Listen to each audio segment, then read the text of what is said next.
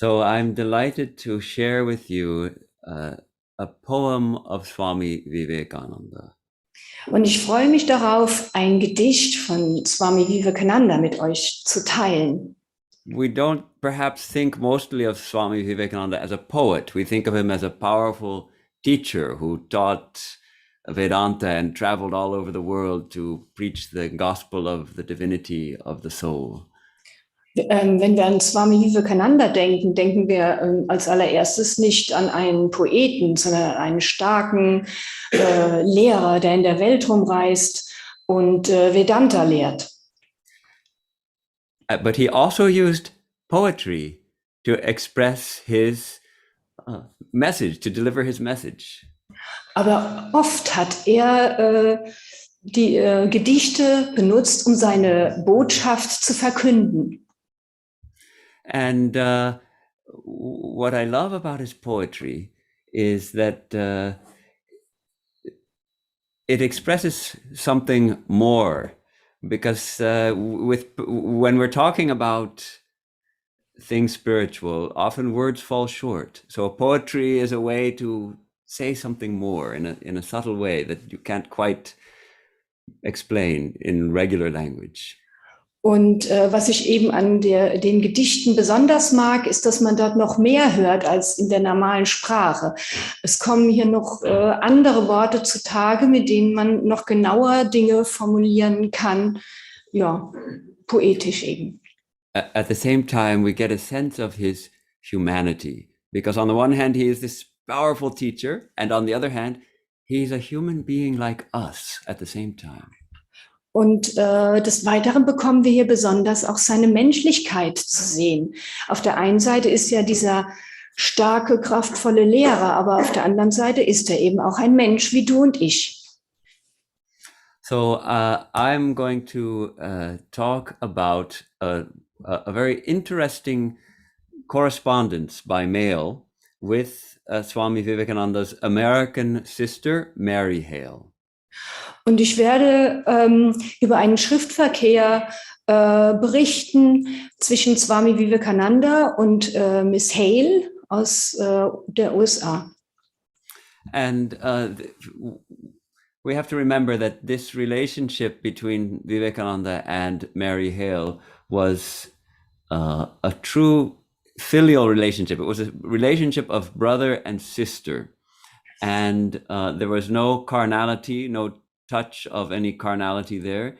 And it was also very intimate. So Swamiji revealed a lot of his internal struggles and hopes and loves with Mary. Und die Beziehung zwischen den beiden, die war sehr, sehr eng, sehr besonders. Er hat hier sehr viel aus seinen tiefsten Gedanken ihr gegenüber eröffnet. Und deshalb diese enge Beziehung, die kommt hier in dem Schriftverkehr zutage. So the context of this particular poem, it comes in 1895.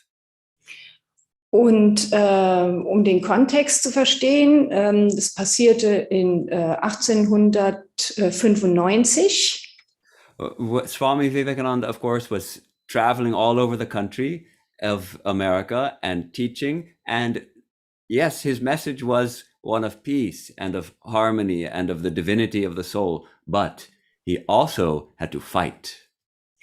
Und er reiste derzeit durch Amerika und verkündete seine Botschaft von Frieden, von Menschlichkeit und Harmonie. Aber auf der anderen Seite musste er auch dafür kämpfen.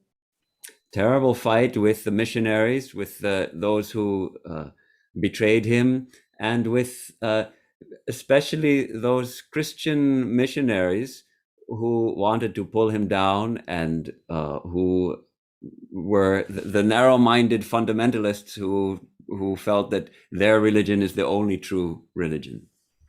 Und kämpfen musste er insbesondere mit Missionaren und insbesondere mit christlichen Missionaren, die ihn immer wieder betrogen und in ihrer Engstirnigkeit nur ihren eigenen Glauben als richtig ansahen. So he had to be pretty strong, and he had no patience for that kind of narrow-mindedness. So he would be pretty strong, and in his denunciation of these people. And Mary Hale wrote a kind of scolding letter to Swamiji.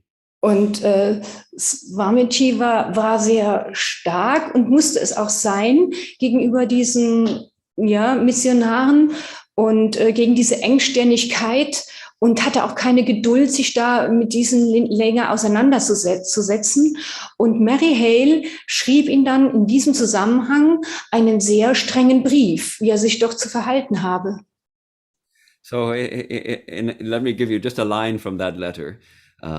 She wrote to him, "Where is the great and glorious soul that came to the Parliament of Religions, so full of love of God, that his face shone with divine light?"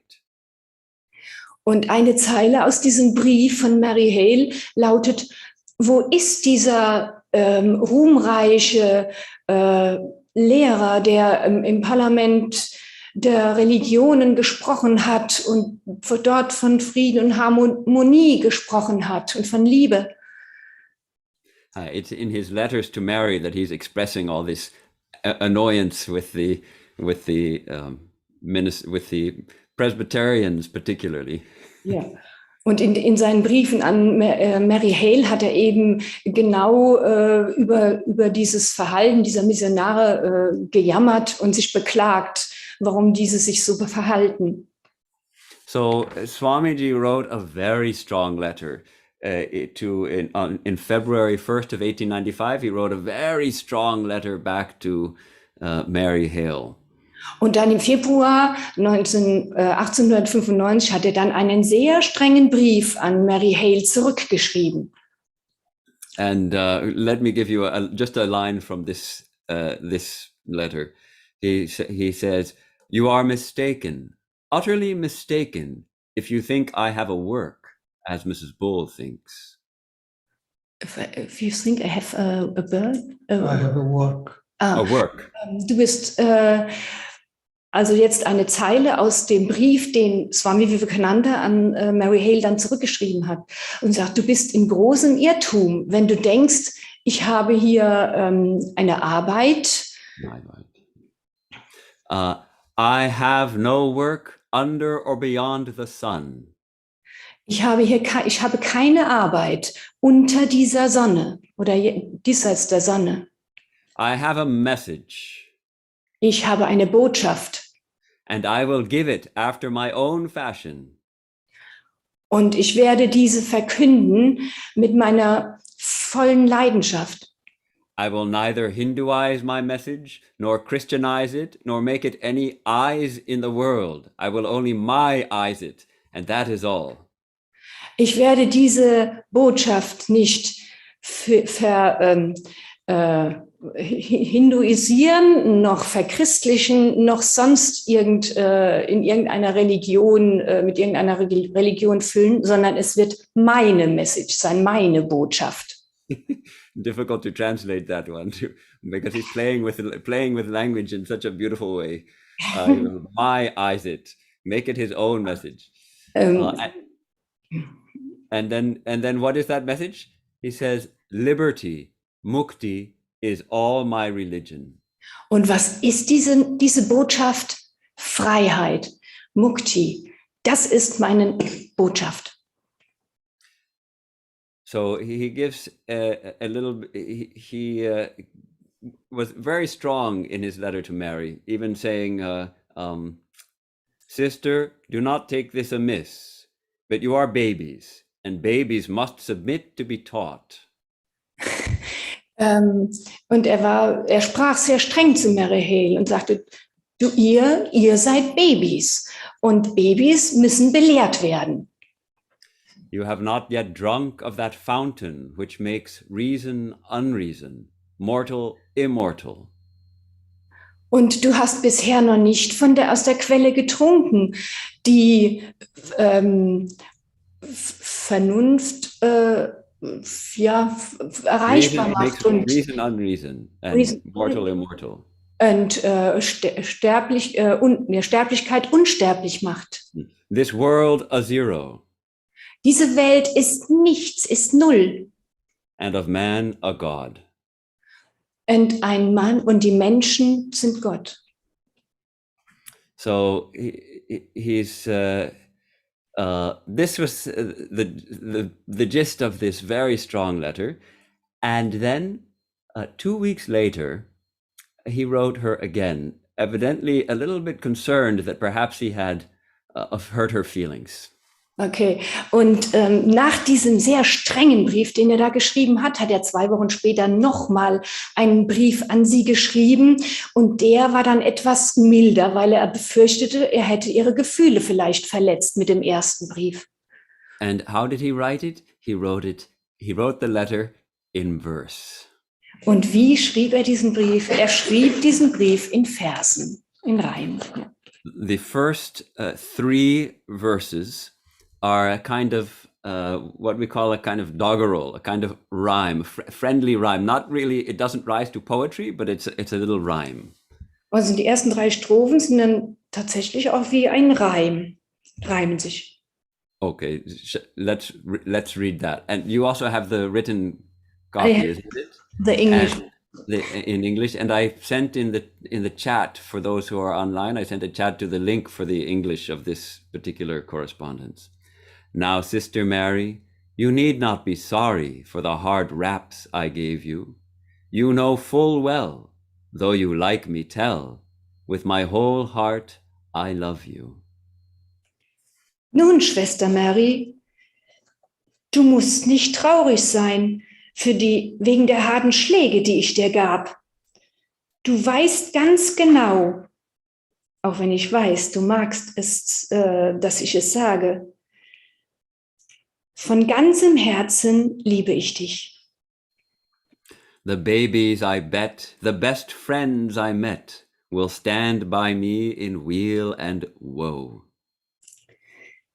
Die Babys, und darauf wette ich, die besten Freunde, die ich traf, werden bei mir stehen in Kummer und Leid.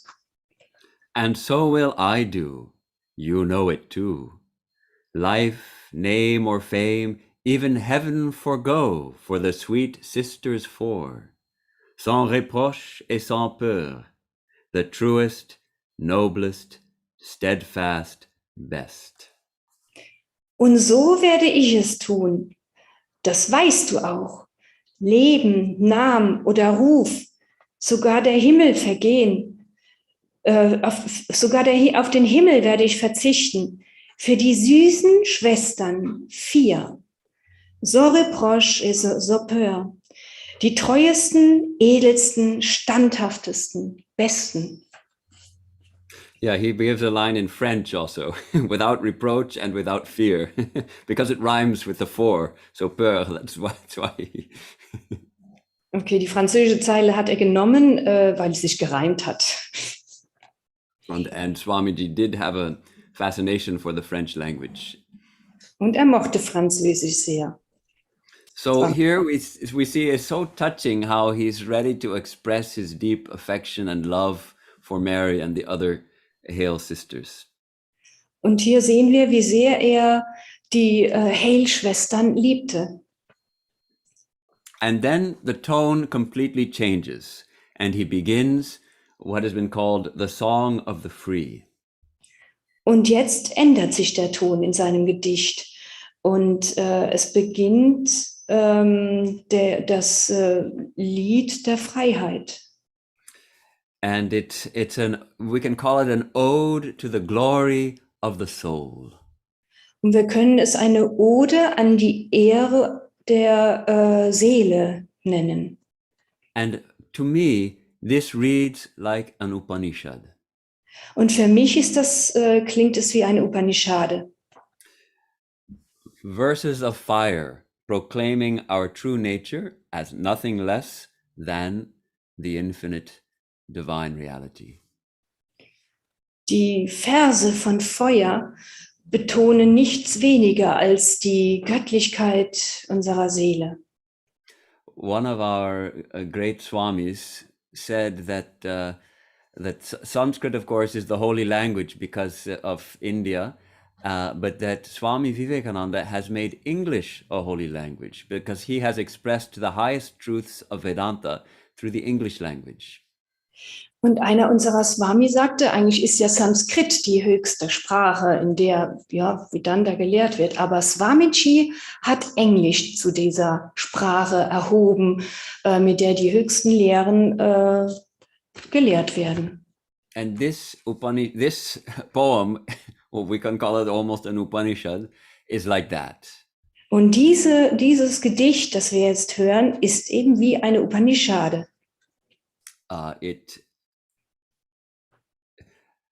It's no accident that many of the Upanishads are also written in poetry, in Sanskrit poetry. Und es ist jetzt auch kein Zufall, dass viele Texte in den Upanishaden auch in Gedichtform geschrieben sind. There's something very powerful about a poem. Perhaps part of it is that it's easy to memorize. Also es steckt etwas sehr Kraftvolles in einem Gedicht. Eine Sache ist, dass man es sich sehr leicht merken kann. And these verses are to be committed to memory and then meditated upon until they manifest in our lives. Und wenn man sie sich dann leicht merken kann, dann fällt es einem auch leicht, darüber zu meditieren und zu meditieren und zu meditieren und dann es in seinem Leben auch anzuwenden. So I think this poem should also be translated into German and in writing so that you can take its help and use it for a subject of your meditation. Und dieser Text sollte eigentlich auch in Schriftform ins Deutsche übersetzt werden, damit wir diesen eben auch bei unserer Meditation verwenden können. So I think I would like now to read the whole poem from beginning to end, and then we'll have the translation, and then we can talk about the separate verses. Does that sound like a good idea? Ja. Yeah. Okay, so I'll read the whole poem so you can just get a sense of it, and depending on your English, you will take the help of the translation to understand it more fully. Then we'll take it up verse by verse. And when do I translate? In the end, then when you all English and then So I'll read the whole poem, then you can translate the whole poem into German. Will that work? Okay. Yeah. Hello. The wounded snake its hood unfurls, the flame stirred up doth blaze. The desert air resounds the calls of heart-struck lions' rage. The cloud puts forth its deluge strength when lightning cleaves its breast. When the soul is stirred to its inmost depth, great ones unfold their best. Let eyes grow dim and heart grow faint, and friendship fail and love betray. Let fate its 100 horrors send, and clotted darkness block the way. All nature wear one angry frown to crush you out. Still, know, my soul, you are divine. March on and on, nor right, nor left, but to the goal. Nor angel eye, nor man, nor brute, nor body, mind, nor he, nor she, the books do stop in wonder mute to tell my nature, I am he. Before the sun, the moon, the earth, before the stars and comets free, before e'en time has had its birth, I was, I am, and I will be. The beauteous earth, the glorious sun, the calm sweet moon, the spangled sky, causation's laws do make them run. They live in bonds they die. And mind its mantle, dreamy net casts o'er them all and holds them fast. In warp and woof of thought are set heaven, earth, hells and heavens, or worst, or best. No, these are but the outer crust, all space and time, all effect, cause. I am beyond all sense, all thoughts, the witness of the universe. Not two nor many, 'tis but one. And thus in me all me's I have. I cannot hate, I cannot shun myself from me. I can but love. From dreams awake, from bonds be free. This mystery, my shadow, cannot frighten me. Know once for all that I am he.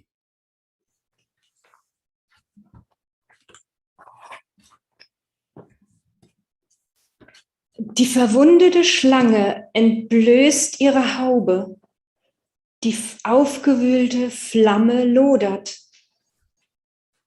Die Luft, die Wüstenluft, in der Wüstenluft erschallen die Rufe der herzzerreißenden Wut des Löwen. Die Wolke entfaltet ihre flutende Kraft, wenn der Blitz die Brust spaltet. Wenn die Seele aufgewühlt ist, aus der Innersten bis zum Innersten, entfalten Große ihr Bestes. Lass die Augen trübe werden und das Herz schwächer werden und Freundschaften zerbrechen und Liebe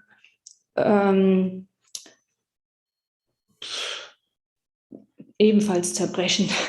Lass Schicksal seine 100 Schrecken senden und geronnene Dunkelheit den Weg blockieren. Alle Natur trägt ein wütendes Stirnrunzeln, um uns zu zermalmen. Aber wisse, meine Seele, du bist göttlich. Marschiere weiter und weiter, nicht nach rechts, nicht nach links, aber zum Ziel. Nicht Engel bin ich, nicht Mann, nicht Tier, nicht Körper, nicht Geist, nicht er oder sie. Bücher halten stumm vor Staunen, um meine Natur zu sagen, ich bin er. Bevor die Sonne, der Mond, die Erde, bevor die Sterne oder Kometen frei waren, bevor sogar die Zeit geboren war, war ich, bin ich und werde ich sein. Die schöne Erde, die ruhmreiche Sonne, der ruhige, süße Mond, der bunte Himmel, die Gesetze der Kausalität lassen sie am Laufen. Sie leben in Fesseln sterben sie. Und der Geist überstülpt sie mit dem Mantel eines träumerischen Netzes und hält sie fest. In Webart und Struktur sind die Gedanken gesetzt über Erde, Hölle und Himmel, über Schlimmstes oder Bestes. Wisse, dies ist nichts anderes als eine äußere Kruste.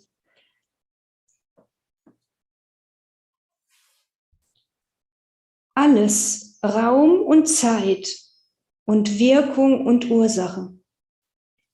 Ich bin jenseits aller Sinne, aller Gedanken, der Zeuge des Universums. Nicht zwei oder viele, es Ich bin eins. Und deshalb ist in mir alle Ichs, oder deshalb habe ich in mir alle Ichs vereint. Ich kann nicht hassen, ich kann nicht meiden, mich selbst von mir.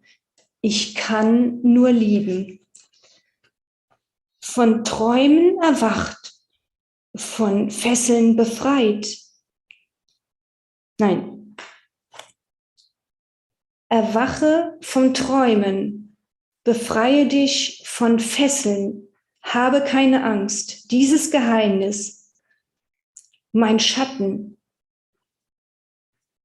kann mich nicht erschrecken. Wisse ein für allemal, dass ich bin er. Ich bin er. Yeah. Well done.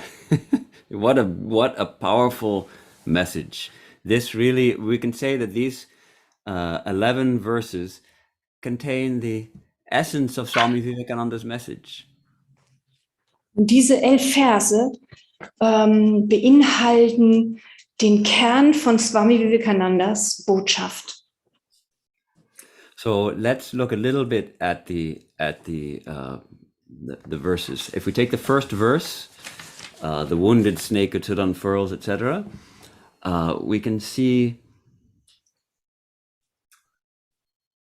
these first verses when everything is contrary, when everything is difficult, when it looks like the whole world is against us.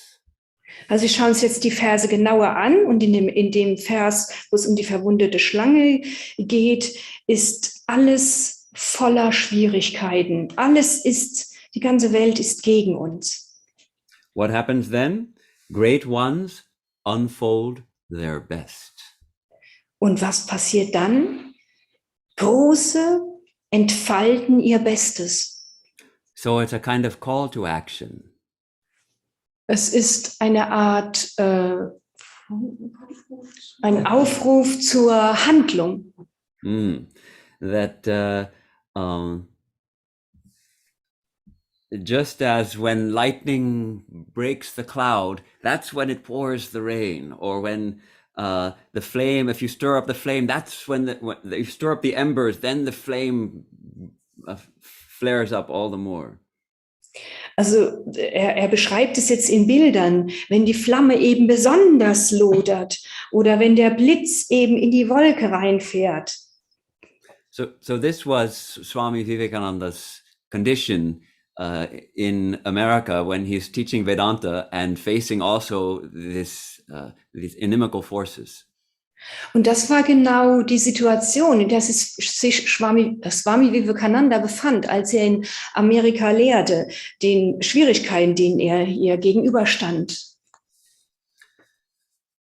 So that's the first two verses. Then we come to the third verse. Wir kommen jetzt zum dritten Vers, where he paints a grim picture of what can happen in life. und hier beschreibt er eben über das Leid, was im Leben passieren kann.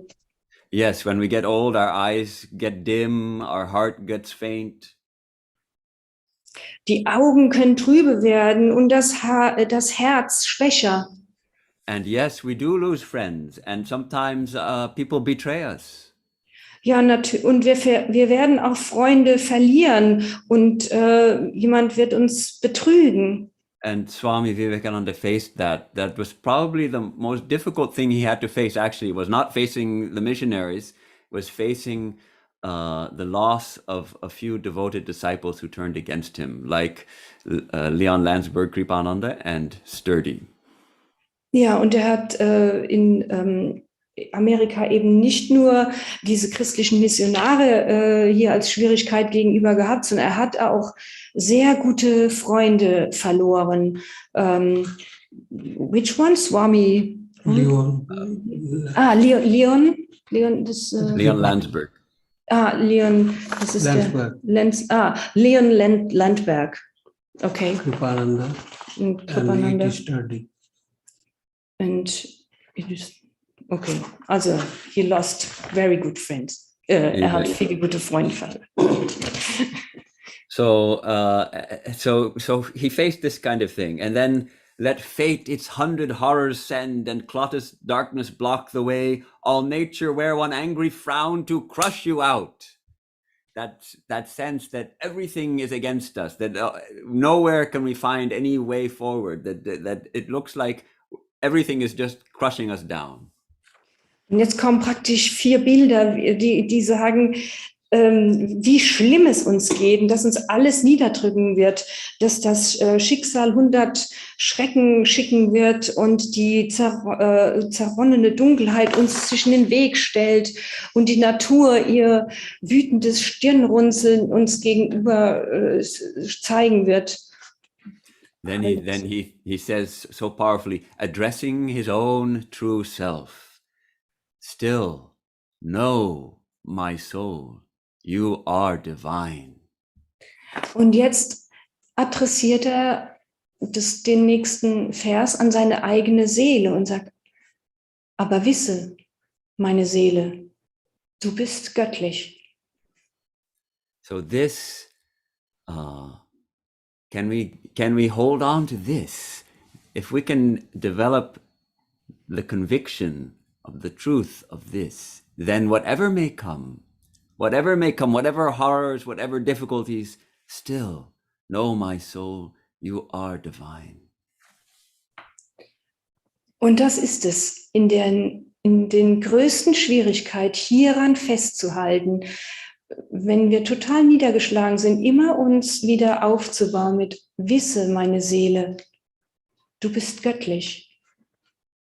And then, not only should I know that I am divine, that my true nature is divine, but I have to realize it, I have to manifest it. Therefore, don't stop with this, but march on and on, nor right nor left, but to the goal. Aber bleib mit diesem Satz nicht stehen, sondern manifestiere ihn in deinem Leben. Marschiere weiter, geh weiter. So that's the third and fourth verses. Now we come to the fifth verse. Das waren der 3. und 4. Vers, jetzt kommen wir zum 5.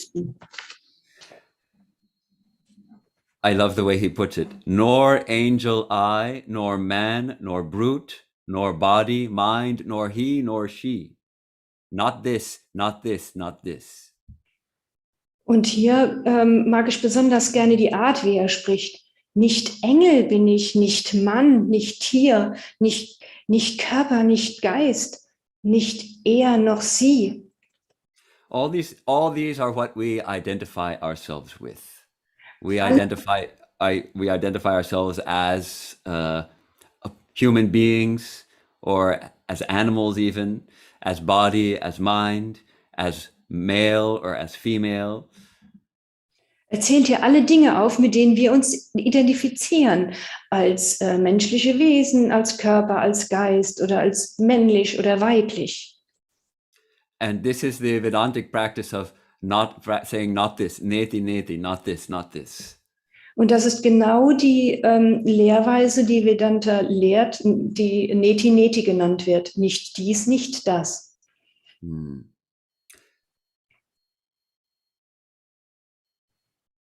And then the books do stop in wonder mute to tell my nature, I am he.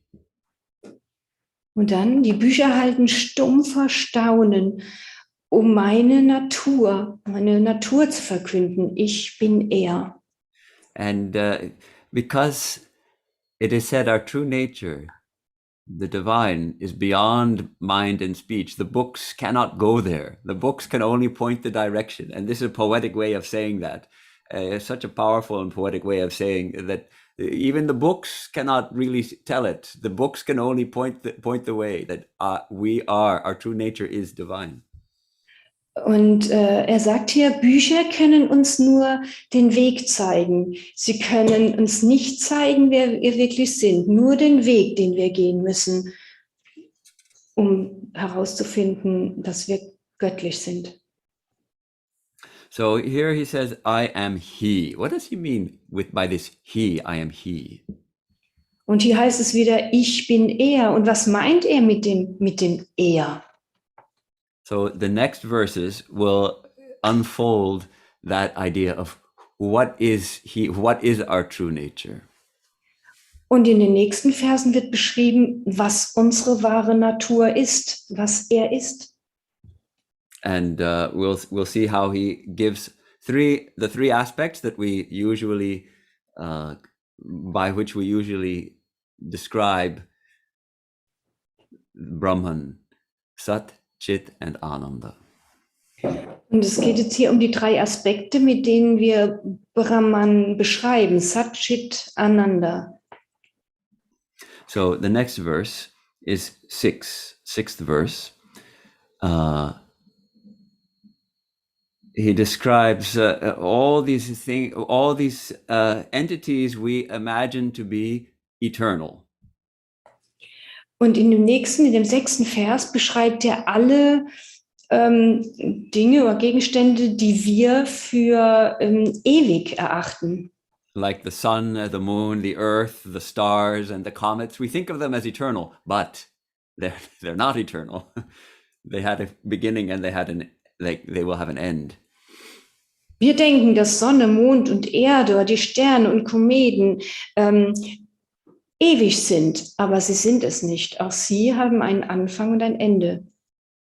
And we think that time, at least time, is eternal, right? Time, when did it start? Did it ever start? And will it ever end? Time seems like an endless progression of moments. Und von Zeit denken wir ebenfalls, dass sie ewig ist und dass sie schon immer da war und immer sein wird. And yet here, Swamiji points out, before even time has had its birth, in other words, before time even has started, our nature is beyond time. Und Swamiji betont hier, dass es hier um etwas geht, was jenseits der Zeit ist, also noch bevor die Zeit geboren war. I was, I am, and I will be. War ich, bin ich und werde ich sein. That is, I exist. I am existence itself. Das heißt, ich bin und ich bin sein, ich existiere von mir selbst heraus. So this is the Sat. Das ist Sat. Sat means, when we say Satchidananda, we mean existence, consciousness, bliss, absolute. This clearly is describing in the very poetic way that we are existence itself, we exist. Und das ist von Sat Chit Ananda der Teil Sat, Existence. Sat Chit Ananda, Existence, Sein, Bewusstsein, Seligkeit. Und da ging es jetzt hier gerade um das Sat, Sein, die Existenz. It's difficult to conceive of what is beyond time, because if we think about it, our thinking unfolds in time, and time is actually marked by a succession of thoughts. And yet here, Swamiji is pointing out that our true nature is beyond time, existence itself. Und das ist besonders schwer, sich vorzustellen, dass etwas jenseits der Zeit sein kann, weil unsere Gedanken ja auch in der Zeit stattfinden.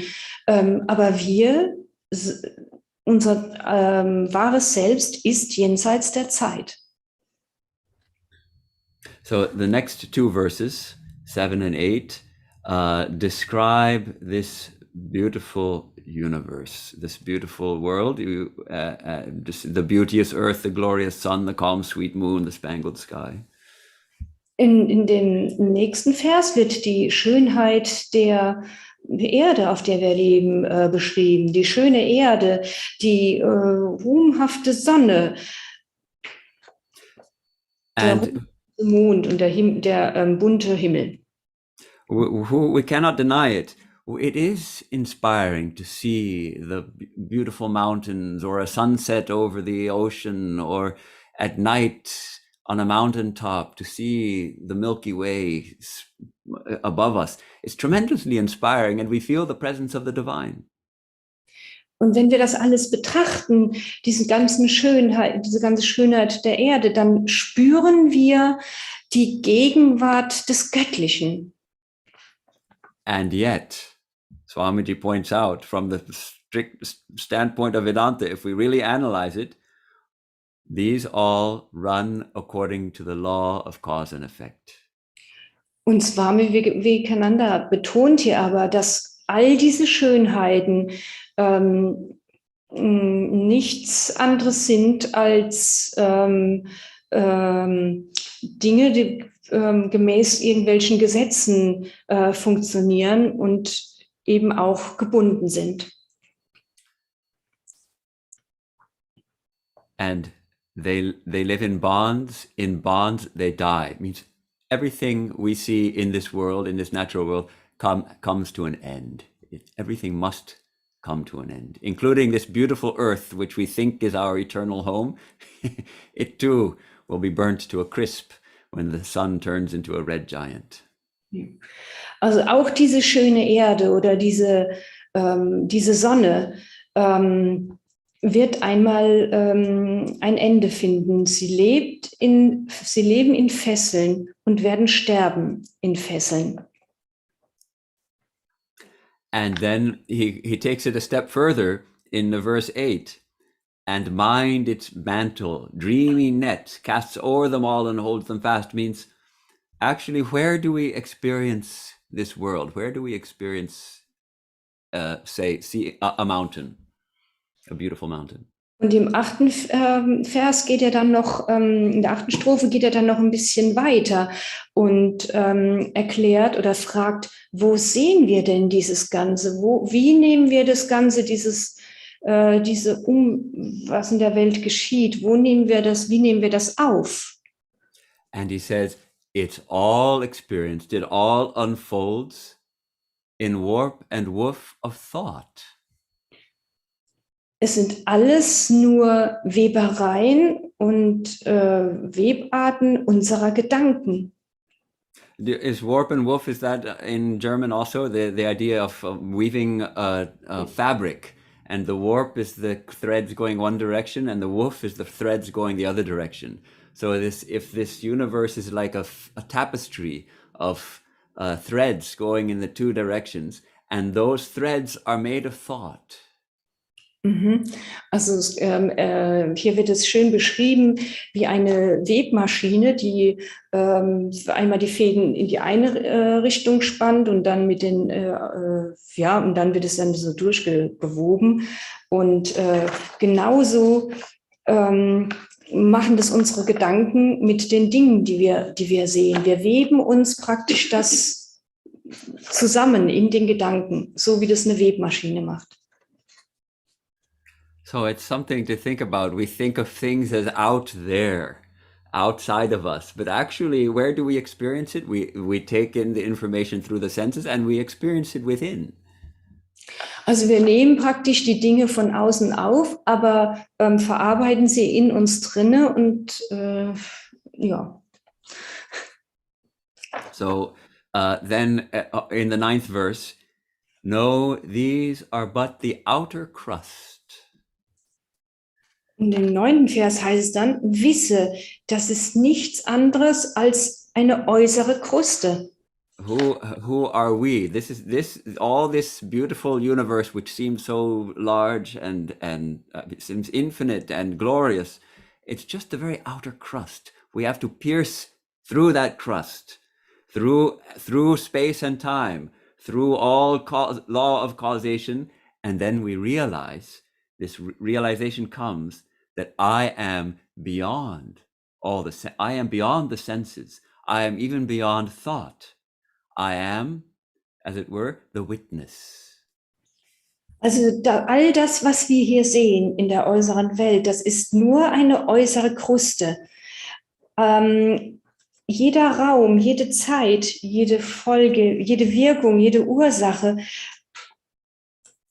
all das müssen wir durchdringen, denn und auch über die Sinne jenseits der Sinne gelangen und jenseits aller Gedanken, erst dann werden wir zu unserem wahren Selbst finden. So this witness, how do you say witness in German?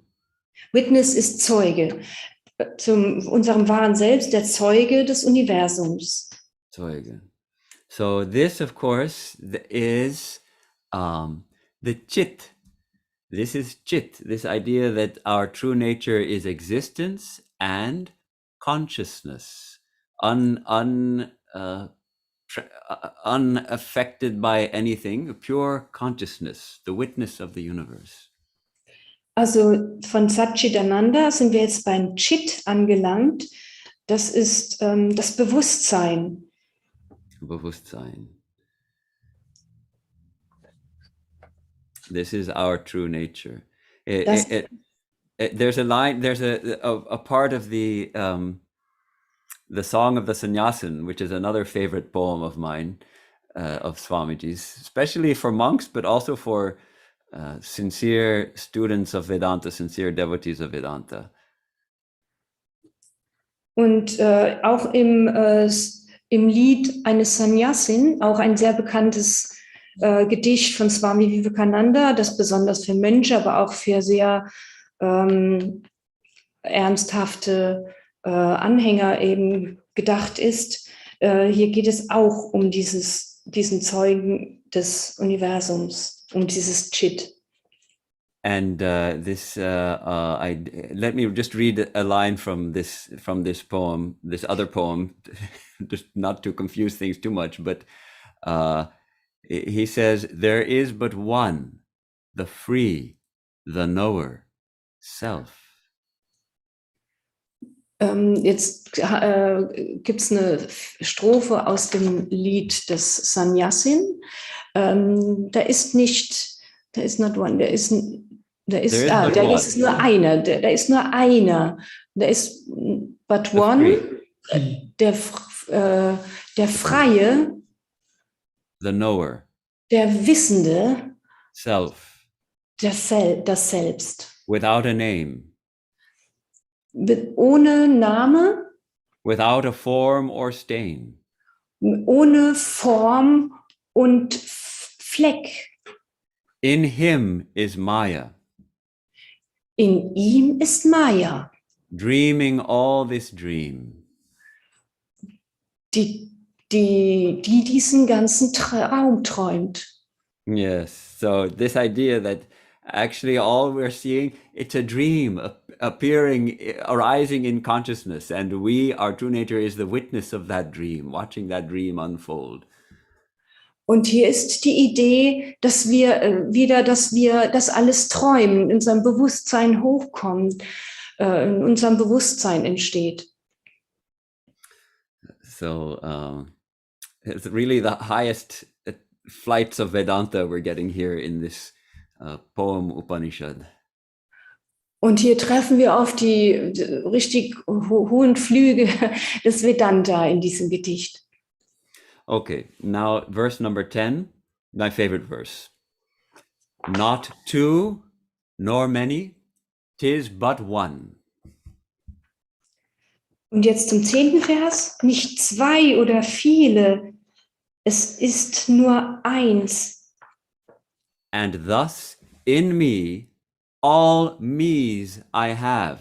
It's difficult to translate probably.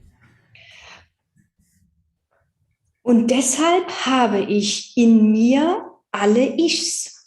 That's beautiful. All the I's, all the Ichs. Everyone, each one of us says me. This is me. This is who I am.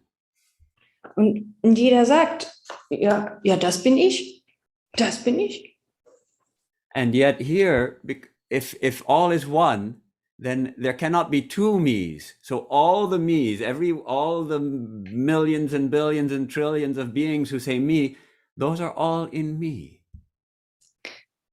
Also so viele sagen, ja, das bin ich. Und wenn aber alle diese Ichs wenn man dann sieht, dass das alles eins ist, ja, dann ist das alles ich. And what is the natural outcome then of this understanding, of this realization? Und was ist dann die Schlussfolgerung aus dieser Lehre? I cannot hate. I cannot shun myself from me. Ich kann nicht hassen und ich kann auch mich selbst nicht meiden von mir. I can but love. Ich kann nur lieben. We find that Swami Vivekananda again and again comes back to love. Und immer wieder kommt Swami Vivekananda zurück zur Liebe. And not only from the idea of bhakti, of devotion to God, Nicht nur im Zusammenhang mit der Liebe zu Gott, mit Bhakti-Yoga, but rather as an expression of oneness. sondern vielmehr als ein Ausdruck der Einsheit. Love is the expression of oneness in duality. Die Liebe ist ein Ausdruck der Einsheit in der Wirklichkeit. So Swami Vivekananda clearly equates in other places love with Ananda. Love with Ananda, with bliss. Ach so, ja, und an vielen Stellen übersetzt Swami Vivekananda Liebe auch mit Ananda oder setzt es gleich, Ananda als Liebe. Our true nature is love, which is bliss, which is Ananda. Unsere wahre Natur ist Liebe, welche Ananda ist, Glückselig. And he calls on us that the practice, the real practice of Vedanta is through love. Und er lehrt uns, dass das wahre Üben von Vedanta ist Liebe. He asked Sturdy, Edward Sturdy, in a letter before he had turned away from him, we Vedantists ought to ask ourselves in every difficulty. Und in vorhergehenden Briefen sagt er, wir Vedantin müssen uns fragen, why do I see this? Warum sehe ich das so? In every difficulty, we ought to ask ourselves, why do I see this? Why can I not solve this through love? Warum sehe ich das in jeder Schwierigkeit, in der wir stecken, müssen wir uns fragen, warum sehe ich das so? Warum können wir das Problem nicht durch Liebe lösen? So he comes back again and again to love. Und er kommt immer wieder zurück zur Liebe.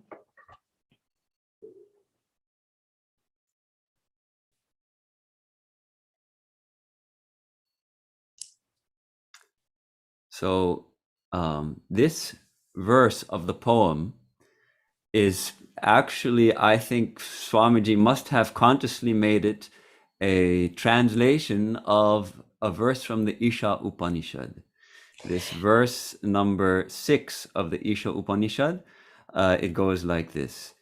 Yastu sarvaani bhutanyatmanyeva nupashyati sarva bhuteshu chatmanam tato na vijugupsate.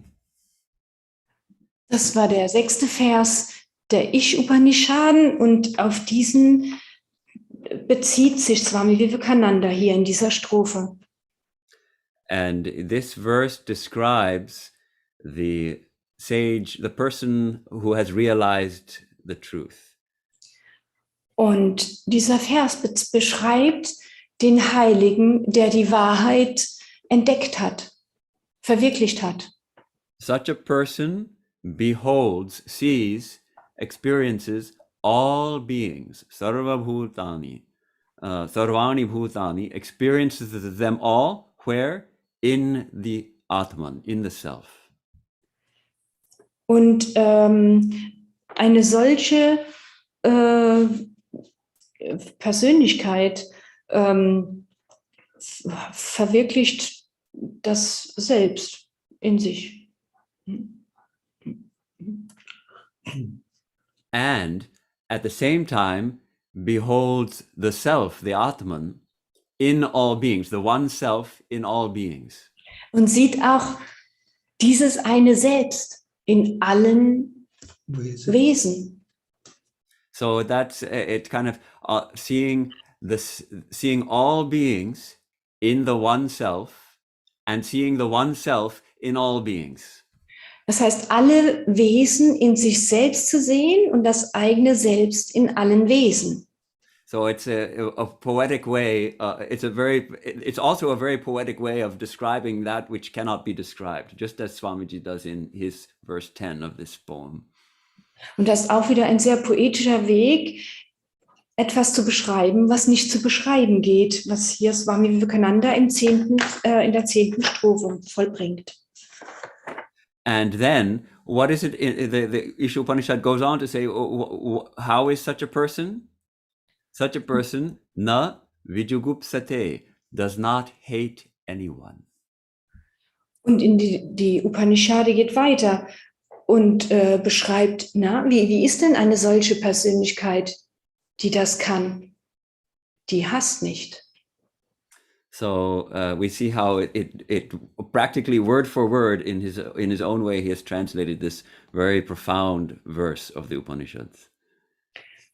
Also wenn man es genau übersetzt, ist es genau die Aussage dieser besonderen Upanishade. So finally, the last verse of Swamiji's poem, verse 11. Und jetzt die 11. Strophe. We're actually to finish now, isn't it? Time-wise. So if we can just take this 3-4 minutes, we can just finish the last verse of this and feel like it's come to a completion. From dreams awake, from bonds be free. Erwache von Träumen und sei frei von Fesseln. This, we can, in one sense, we can see that Swamiji's message was just this. Wake up. He's shouting at all of us. Wake up. Und wir sehen hier oder hören hier, dass die Botschaft, die Swami Vivekananda hatte, war, wacht auf, wacht auf, wach auf. So this last verse expresses that. We're all asleep, sleeping the sleep of thinking that we are these little bodies and these little minds and having these little lives. Und diese letzte Strophe weist darauf hin, dass wir alle schlafen, dass wir alle denken im Schlaf, dass wir dieser kleine Körper sind. And with this, wake up! You are not bodies. You are not even minds. You are the infinite. You are the divine. You are He. You are He. Wach auf, wach auf! Du bist nicht dieser Körper. Du bist nicht dieser Geist. Du bist unendlich. Du bist göttlich. So there's nothing to be afraid of. Do not be afraid. Es gibt nichts, wovor du Angst haben musst. This universe, which seems so mysterious, it's just my own shadow. Dieses mysteriöse Universum ist nur ein Schatten. So know once for all, I am He. Und jetzt, ein für alle Mal, ich bin er. So this is these 11 verses full of power and glory, really an ode, as I put it, an ode to the glory of our own soul, our own true self. Diese 11 Strophen sind eine Ode an unsere eigene Seele. So thank you very much for giving me the opportunity to share this, one of my favorite poems, one of my favorite teachings of Swami Vivekananda with you. Das ist, also ich danke vielmals, dass ich dieses Gedicht, was eins meiner Lieblingsgedichte von Swami Vivekananda ist, mit euch teilen durfte. So I would request you to try to translate it a little bit into poetic German. And if your English is good enough, then memorize it in English. And it's worth memorizing and repeating to ourselves. It's short enough that we can just keep it as a treasured teaching of Vivekananda. Und ich würde euch auffordern, wenn ihr ja dieses Gedicht in poetisches Deutsch zu übersetzen oder wenn euer Englisch gut genug ist, darüber in Englisch zu meditieren. Auswendig lernen. Oh, und auswendig lernen. Oh je, ja, genau. Okay, thank you, Swamiji. We will not hold you back longer.